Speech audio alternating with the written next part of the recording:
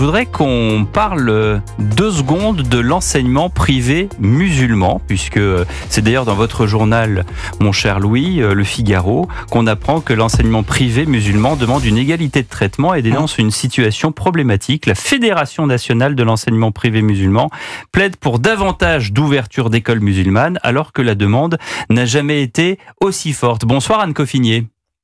Bonsoir Pierre de Villeneuve. Vous êtes fondatrice administratrice et dirigeante de la Fondation Kéros pour l'innovation éducative. De quoi s'agit-il exactement quand on fait référence à cette demande? Est-ce qu'elle est...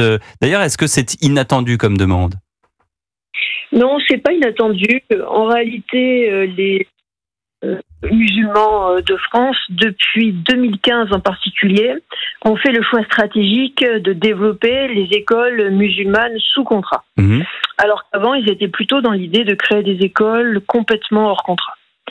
Et ça fait suite au changement qu'il y a eu après les grands attentats islamistes de 2015, lorsque Najat Vallaud-Belkacem a considéré que pour répondre au risque de radicalisation, la meilleure solution définitive, c'était de passer sous contrat les écoles musulmanes existantes. Donc c'est pas quelque chose de nouveau. Simplement, là, c'est clair qu'il y a une volonté de l'État pour stopper, freiner, empêcher les créations, réduire les écoles existantes musulmanes actuellement. Et donc c'est en réaction à cette attitude qu'il y a eu cette déclaration. Alors, la demande provient de la FNEM, la Fédération nationale de l'enseignement privé musulman, qui a été créée en 2014 et qui est sous l'impulsion de l'ex-UOIF, devenu Musulmans de France. Bon, derrière tout ça, Anne Coffinier, il y a les frères musulmans. Tout à fait. Les frères musulmans, en tant que tels, ils n'existent pas directement en France, mais ils existent à travers des associations. Et la première de ces associations, c'est Musulmans de France, UOIF, dont la branche pour l'enseignement est la FNEM. Et ce qui est frappant, c'est que ce sont absolument les mêmes personnes qu'on trouve à la tête des établissements privés sous contrat musulman et à la tête des organisations type UOIF. Par exemple, vous allez trouver Makfouz Manesh, vous allez trouver Asfar. Donc en fait, ces personnes sont à la fois directeurs ou directeurs adjoints des gros établissements sous contrat musulman, et à la fois ils sont présidents ou vice-présidents de l'UOIF devenu Frères musulmans. Donc c'est absolument les mêmes milieux. Donc, si je comprends bien, c'est sous couvert de faire des écoles sous contrat musulmanes. Derrière, c'est pour imposer des choses comme la charia en France. Ce qui est assez fou, c'est que on a effectivement des écoles musulmanes sous contrat, donc payées par nos impôts, exactement comme les écoles catholiques sous contrat. Et ces écoles sous contrat, elles relèvent directement du frérisme, qui a donc un agenda bien connu, qui est un agenda d'islamisation de la société française. Donc finalement, ce que dit Benyamin Netanyahou sur Europe 1 et sur CNews ce soir et se reflète dans cet article du Figaro et dans ce que vous dites, Anne Coffinier, c'est-à-dire que c'est une forme d'entrisme et que même si là on n'est pas en guerre, c'est une façon aussi de mettre un pied pour former des esprits à la détestation du monde occidental.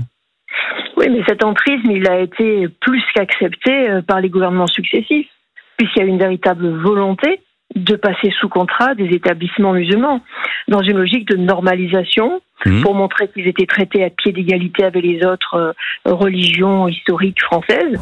Et donc, il y a eu un volontarisme pour passer sous contrat des écoles qui relevaient directement des frères musulmans. Donc, un même Manuel Valls qui a dit « les frères musulmans, voilà l'ennemi, il faut absolument interdire cette mouvance », ce même Manuel Valls, il était présent à l'inauguration de l'établissement sous contrat de Marseille, Khaldoun. Donc, on est vraiment dans une logique de contradiction interne complète. Anne Coffinier, vous me disiez tout à l'heure, lorsqu'on s'est parlé en début d'après-midi, que vous-même, dans votre long parcours, à la fois vous avez été diplomate, vous avez travaillé dans différentes institutions, vous avez été en Jordanie au plus près justement de ces organisations islamistes. Oui, mais enfin, ce qui est intéressant, c'est de voir que les frères musulmans ont des stratégies qui sont complètement différenciées selon les pays. Et dans un pays comme la Jordanie, à l'époque où j'y étais, et dans un pays comme la France, leur stratégie, elle passe par les élections démocratiques, elle passe par l'utilisation de l'état de droit. Donc typiquement, là, ils vont utiliser toute la rhétorique anti-discrimination et ils vont la retourner à leur profit, qui est un profil d'islamisation de la société et de paralysie des objections. Donc ils vont dire c'est pas normal, il n'y a pas d'égalité de traitement, on a droit à autant d'écoles musulmanes que les catholiques ont droit à d'écoles au prorata, on a 1,5 million d'enfants musulmans à scolariser en France et on a 10 écoles sous contrat, alors que les catholiques en ont 7 000. Alors comment ça se fait ? Donc, on veut une compensation, mais ça n'a rien à voir. Bon, là, il nous faudra un peu plus de temps, mais si les catholiques ont autant d'écoles, c'est d'abord parce qu'ils ont construit eux-mêmes, et c'est toute une histoire tout à fait différente qui s'étale sur des siècles. C'est pas l'État qui a construit et financé les écoles qu'ont les catholiques aujourd'hui, c'est même parfois le contraire. Quand vous prenez, par exemple, le fameux Louis le Grand, c'était un établissement jésuite privé qui a été nationalisé.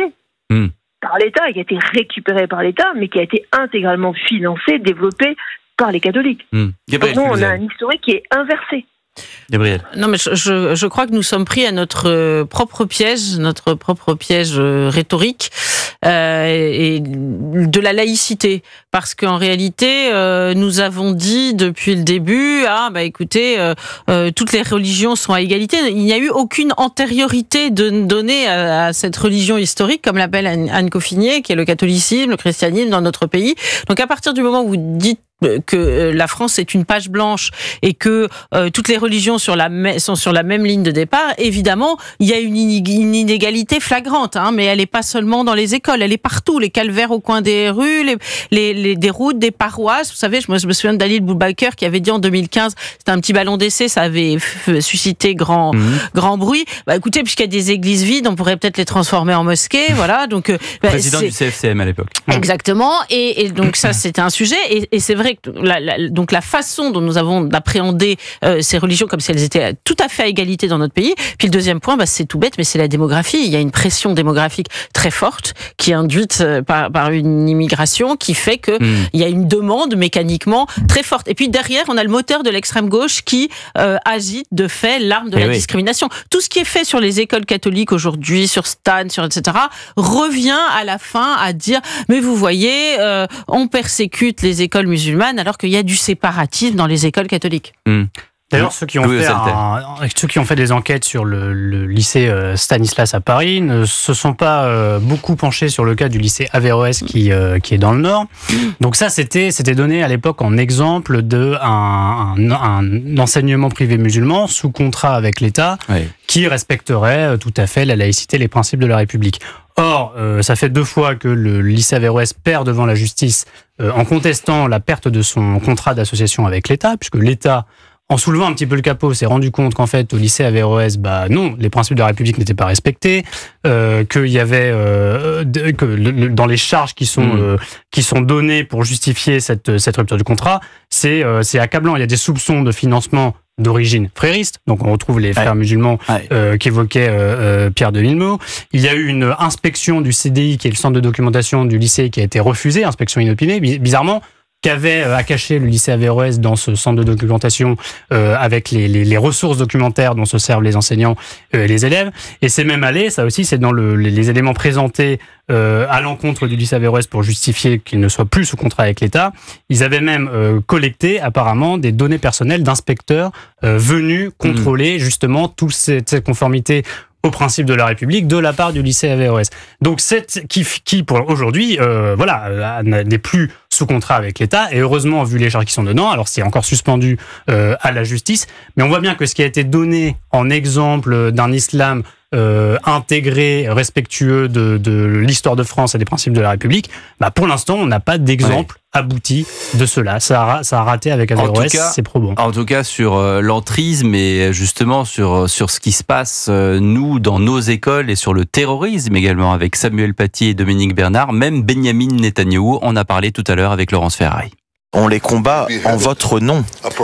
Ils ont décapité un professeur en France. Dominique Bernard. 2 professeurs. Le professeur Paty. Et ils ont tué un prêtre français, le père Hamel, dans son église. Et il y a eu le Bataclan en France, et Toulouse, et Nice. Ces gens-là vous tueraient tous s'ils le pouvaient. Voilà, ces gens-là vous tueraient tous s'ils le pouvaient. Vous vouliez dire, Anne Coffinier, encore un dernier mot avant qu'on vous quitte sur la problématique des écoles turques en France. Oui, là aussi, on est dans une logique qui manque quand même singulièrement de prudence, puisque il est bien connu que les stratégies islamistes turques d'entrisme reposent sur les écoles, alors que c'est pas le cas en zone arabe où on repose plutôt sur les mosquées. Donc, il faudrait surveiller de manière très précise les écoles sous contrat et hors contrat turcs, notamment dans l'est de la France. Donc là, c'est un appel à Madame Gentet directement.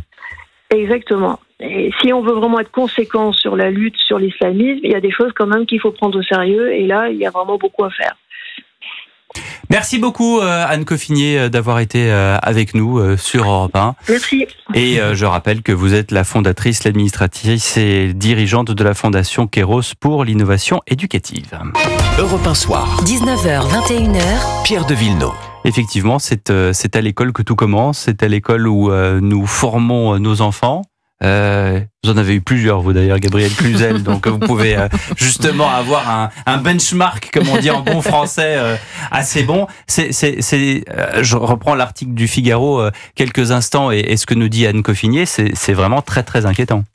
Oui, c'est très inquiétant, mais je dirais que l'école publique n'est pas sanctuarisée non plus, n'est pas à l'abri de cet entrisme. Il n'y a pas que le privé sous contrat. Oui, voilà, il n'y a pas que le privé sous contrat, parce que je voudrais pas que tout cela se retourne contre les écoles catholiques, parce que c'est souvent ce qui se passe. Les écoles catholiques qui surnagent un petit peu dans l'effondrement général de l'éducation nationale, et on leur dit mais il faut que vous donniez l'exemple. Alors si vous pouviez vous dissoudre dans la nature pour permettre aux autres, pour montrer l'exemple, parce que vous savez, la grande erreur, c'est d'avoir pensé, alors que c'est deux religions complètement différentes, et je pense qu'il y a une méconnaissance des religions, peut-être parce que les gens qui prônent aujourd'hui la laïcité les aiment pas, voilà. Mais ils sont toujours persuadés que l'islam est un christianisme adolescent, voyez. Donc non, mais c'est ça, ils se disent finalement où l'islam c'est le catholicisme de l'Orient.